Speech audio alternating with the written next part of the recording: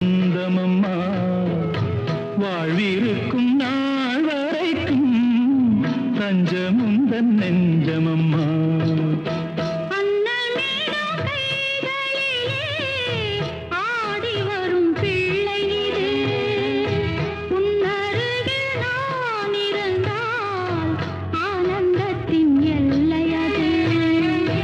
காயத்ரி மந்திரத்தை உச்சரிக்கும் பக்தனம்மா கேட்கும் வரம் கிடைக்கும் வரை கண்ணுறக்கம் மறந்ததம்மா.